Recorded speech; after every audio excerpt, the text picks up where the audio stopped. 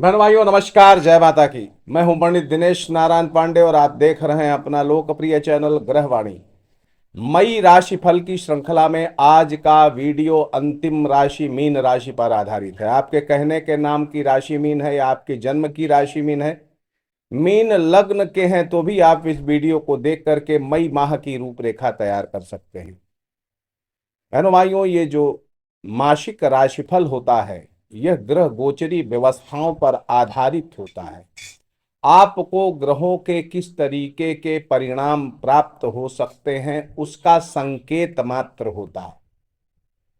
प्रभाव आपके ऊपर आपकी जन्म कुंडली का भी पड़ता है, गोचरीय व्यवस्थाओं का भी पड़ता है, कहने के नाम का भी पड़ता है, राशि नाम का भी पड़ता है। अब मान लीजिए कि ग्रह गोचरीय व्यवस्थाओं में बहुत अच्छे परिणाम दिख रहे हैं, लेकिन आपकी जन्म कुंडली में अशुभ ग्रहों की दशाएं अंतर दशाएं चल रही हैं, तो बेहतर परिणाम आपको उस लेवल से नहीं मिल सकते हैं। और वहीं जन्म कुंडली में अच्छी दशाएं चल रही हैं तो गोचर के बुरे परिणाम भी पूरी तरह से बुरे नहीं मिलते। ये संकेत होता है कि ग्रह गोचर की अवधि में किस तरीके के परिणाम आपको दे सकते हैं और उनका उपाय करके आप अच्छे लाभ प्राप्त कर सकते हैं। तो आइए समझते हैं मीन राशि वालों के लिए ग्रह गोचरीय व्यवस्थाओं के क्या परिणाम मिलने वाले हैं। ग्रह गोचर को देखें तो लग्न पर राहु शनि शुक्र बुध ये चार ग्रह गोचर कर रहे हैं। शुक्र 31 मई को द्वितीय भाव में जाएंगे, राहु 18 मई को आपके द्वादश भाव में जाएंगे। शुक्र द्वितीय भाव में, राहु द्वादश भाव में, शनि आपके लग्न पर ही रहेंगे। बुध 3 राशियों में गोचर करेंगे, 7 मई तक लग्न में, 7 मई से 23 मई के बीच में द्वितीय भाव में और उसके बाद तृतीय भाव में गोचर करेंगे। मंगल आपके पंचम भाव में नीचस्थ होकर के गोचर कर रहे हैं। गुरु 14 मई तक आपके तृतीय भाव में है और उसके बाद ये चतुर्थ भाव में गोचर करेंगे। केतु आपके सप्तम भाव में गोचर कर रहे हैं, 18 मई के बाद ये छठे घर में गोचर करेंगे। तो ये है गोचरीय परिणाम। अब आइए जानते हैं इनके परिणाम। देखिए, इस माह आप मजबूत दिखने का प्रयास करेंगे लेकिन अंदर से कमजोर रहेंगे। मजबूत दिखने का प्रयास करेंगे, अंदर से कमजोर रहेंगे और स्वास्थ्य का पक्ष उतार चढ़ाव वाला होगा।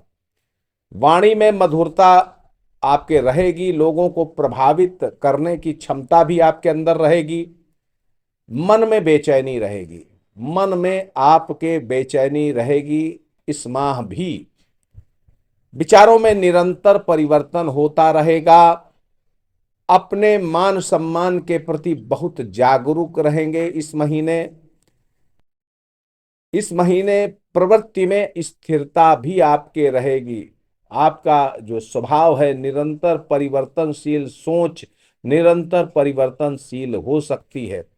18 मई तक धन मान सम्मान के लिए काफी अच्छा है और संतानों की तरक्की के लिए भी काफी अच्छा है। 18 मई तक लग्न में राहु का जो गोचर हो रहा है ये काफी अच्छे परिणाम देता चला आया है पीछे से भी। हाँ, मानसिक तनाव जरूर रहा है और अभी रहेगा भी। 18 मई के बाद जो राहु का परिवर्तन है, राहु आपके द्वादश भाव में जा रहे हैं, तो अत्यधिक व्यय के कारण आपकी परेशानियां बढ़ेंगी, आपके खर्चे अनियंत्रित रहेंगे। हालांकि महीने की शुरुआत से ही अधिक व्यय के कारण आप थोड़ी सी परेशानियां महसूस करना चालू कर दिए थे मई की शुरुआत से ही, तो ऐसी ही स्थिति रहने वाली है। भूमि भवन से जुड़ी परेशानियां आपको मिल सकती हैं। फाइनेंशियल क्राइसिस से भी आपको थोड़ा सा जूझना पड़ सकता है। इस माह अगर हम देखें तो सरकारी नोटिस भी आपको मिल सकती है, किसी तरीके की फाइनेंशियल नोटिस जो सरकार से आपको मिल सकती है, ऐसी भी संभावना है। पालतू जानवर आपके अगर हैं घर में तो उनको भी कुछ स्वास्थ्य से संबंधित परेशानियां हो सकती हैं। इस माह भगवान गणेश की कृपा आपको मिल रही है, ये एक सकारात्मक पक्ष है। जिसकी वजह से आपकी काफी परेशानियां अपने आप हल हो जाती हैं। भगवान गणेश की निरंतर कृपा मीन राशि वाले जातकों को बराबर मिल रही है। इस माह बहनों भाइयों मान सम्मान में कमी नहीं आ पाएगी, विपरीत परिस्थितियां आने के बाद भी, कारण भगवान गणपति की कृपा आपको बराबर मिल रही है। व्यापार अचानक से आपका बढ़ेगा, यात्राओं से भी धन लाभ होगा। ये गणपति की कृपा का विशेष फल आपको मिल रहा है और इस माह भी मिलेगा। शनि लग्न में गोचर कर रहे हैं, जिससे शरीर में कमजोरी 29 मार्च के बाद आप कुछ विशेष महसूस कर सकते हैं। आप चेहरे में थोड़ा सा लावण्य की कमी हो सकती है, निस्तेजता हो सकती है, अपना अपमान का जो डर है ये आपके अंदर पैदा हो सकता है, सरकारी देनदारियों का डर पैदा हो सकता है, सहयोगी जो हैं आपके वो आपसे दूर जा सकते हैं, या सहयोगी जो रहे हैं आपके उनका सहयोग आपको कम मिल पाए, ऐसी भी संभावना है। धोखा मिल सकता है। मई महीने का एक विशेष पॉइंट यह है कि आपको धोखा मिल सकता है। सर से आंखों से जुड़ी परेशानियां आपको हो सकती हैं। संतानों से विवाद या वैचारिक मतभेद भी इस माह संभव है। सुंदर कांड का पाठ करना आपके लिए इस महीने जरूरी है, तो समय निकाल करके सुंदर कांड का पाठ जरूर करिएगा। 31 मई तक लग्न में शुक्र गोचर कर रहे हैं। ये आपको मांगलिक कार्यों में संलग्न कर सकते हैं। आप मांगलिक कार्यों में शामिल हो सकते हैं। घर में भी मांगलिक कार्य हो सकते हैं। आमोद प्रमोद के साधन, भौतिक सुख संसाधनों का सुख आपको मिलेगा। और विद्यार्थियों के लिए ये जो शुक्र का गोचर है अच्छा है। और जो प्रेमी जन है, प्रेम संबंधों में जो हैं, उनके लिए भी शुक्र का लग्न में गोचर अच्छे परिणाम देने वाला है। काफी अभिलाषाएं आपकी पूरी हो सकती हैं केवल शुक्र के माध्यम से। 7 मई तक बुध का लग्न में गोचर है। अब बुध का लग्न में गोचर धन और मान सम्मान के लिए बाधा कारक है। आप महीने की शुरुआत से ही थोड़ा सा फाइनेंशियल क्राइसिस से परेशान हो सकते हैं। अप्रिय शब्दों का प्रयोग आप कर सकते हैं। गलत राय और परामर्श से आपको आर्थिक हानि 7 मई के पहले हो सकती है। स्वास्थ्य पक्ष में भी कतिपय परेशानियां आपको मिलेंगी 7 मई के पहले।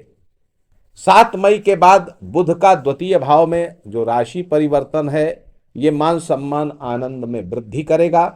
विद्यार्थियों के लिए 7 मई से 23 मई का समय काफी अच्छा रहेगा।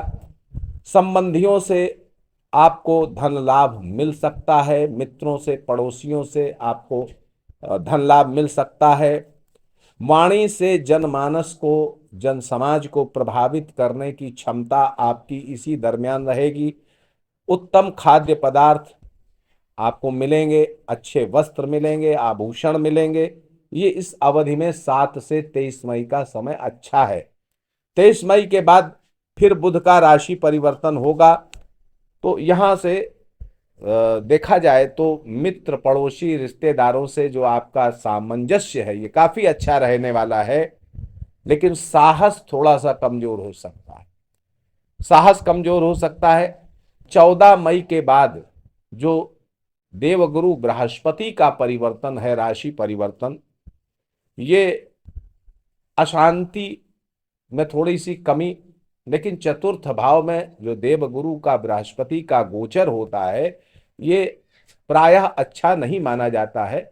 लेकिन यहाँ पर लग्नेश आपके देवगुरु बृहस्पति हैं, राशेश बृहस्पति हैं और केंद्र में ही गोचर करेंगे, तो बुरे परिणाम काफी कम मिलेंगे, अच्छे परिणाम काफी अच्छे मिल सकते हैं। सद्गुण आपके बढ़ेंगे, तर्क शक्ति बढ़ेगी, सूझबूझ आपकी बढ़ेगी। नया पद मिल सकता है, कोई सामाजिक पद, कोई नया प्रभार, कुछ अच्छा आपको मिल सकता है। स्थिर लाभ कोई मिल सकता है। शेयर सट्टा लॉटरी आदि से भी लाभ मिल सकता है, लेकिन फाइनेंशियल एक्सपर्ट की सलाह जरूर लीजिएगा। विवाह की संभावनाएं 100% लोगों की बनेंगी जो विवाह योग्य हैं। किसी अच्छे प्रोजेक्ट से लाभ मिल सकता है, सरकारी लाभ भी मिल सकता है। प्रेम संबंधों के लिए और दाम्पत्य जीवन के लिए भी अच्छे परिणाम देने वाला देवगुरु बृहस्पति का गोचर होगा। 14 मई के बाद का समय काफी अच्छा रहेगा, लेकिन एक काम यहां पर कर लीजिएगा तो और अच्छे परिणाम मिलेंगे। हल्दी की एक साबुत गांठ लेकर के पीले कपड़े में सिल करके, पुरुष है तो दाहिने हाथ में और स्त्री है तो बाएं हाथ में बांध लीजिएगा। बृहस्पतिवार की सुबह सूर्योदय के समय आपको बहुत अच्छे परिणाम देवगुरु बृहस्पति के मिल सकते हैं। मंगल पंचम भाव में गोचर कर रहे हैं नीच राशिस्थ होकर के, ये अच्छा नहीं। मंगल का पंचम भाव में नीच राशिस्थ होकर के गोचर करना ये अच्छा नहीं माना जा सकता है। संतानों को शारीरिक कष्ट मिल सकता है, आपका क्रोध बढ़ सकता है, आपके अंदर उत्तेजना बढ़ सकती है, आप हृदय विकार से पीड़ित हैं पहले से या बीपी के शिकार हैं तो आपका परेशानी आपकी बढ़ सकती है। वहीं पर आपकी जो प्रवृत्ति है गुस्से की वजह से कुछ गलत काम करने की भी हो सकती है, तो सतर्क रहना पड़ेगा। हनुमान जी के दर्शन मंगलवार को मंदिर में जाकर के करिए, अच्छे परिणाम आपको मंगल के मिल सकते हैं। हनुमान जी की उपासना से अच्छे लाभ मिलेंगे और मंगल के दुष्प्रभाव कम होंगे। 14 मई तक की जो अवधि है इसमें आपको धोखे से बचना पड़ेगा। धोखा आपको मिल सकता है, हालांकि ये समय केवल 14 मई तक है, उसके बाद की स्थितियां ठीक हैं। भगवान नाम जप आपको करना चाहिए, सूर्य मंत्र का जप करना चाहिए। 14 मई के बाद का समय श्रेष्ठ है। आर्थिक व्यवस्थाओं को देखें तो जो धनागम है, धनार्जन है आपका संतोषजनक रहेगा इस महीने। और वहीं बैंक बैलेंस की स्थितियों को देखें तो बैंक बैलेंस में निश्चित तौर पर कमी आएगी। किस कारण से आएगी? खर्चे बढ़ने की वजह से आएगी, तो बैंक बैलेंस में कमी आएगी। धनार्जन आपका संतोषजनक रहेगा, हालांकि पहले की तुलना में कम है लेकिन संतोषजनक फिर भी रहेगा। आकस्मिक लाभ, दूर दराज के क्षेत्रों से आर्थिक लाभ आपको मिलेंगे। वहीं आप ऋण भी उतार पाएंगे, शत्रु पर विजय प्राप्त होगी।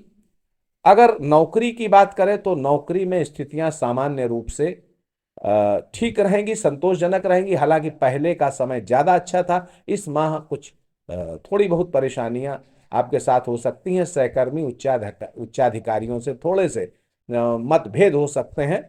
क्रोध से, उत्तेजना से बचना पड़ेगा।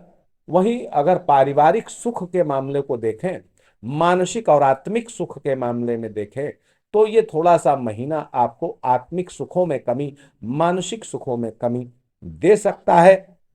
इस माह की व्यापार की स्थिति को देखें तो व्यापार आपका ठीक रहेगा। प्रेम संबंधों की स्थिति को देखें, प्रेम संबंधों के लिए पूरा महीना ठीक है। और शिक्षा प्रतियोगिता की तैयारी कर रहे हैं तो आपके लिए भी ये महीना काफी अच्छा है। अब इस महीने की अशुभ तारीखों को समझ लीजिए। 5, 12, 14, 15, 21, 22, 24, 26, 29, 30 ये तारीखें थोड़ा सा कम अच्छी हो सकती हैं। तो आप सुखी रहें, समर्थ रहें, इसी मंगलमयी कामना के साथ मैं पंडित दिनेश नारायण पांडे विदा लेता हूं आपसे। प्रेम से बोलिए जय माता।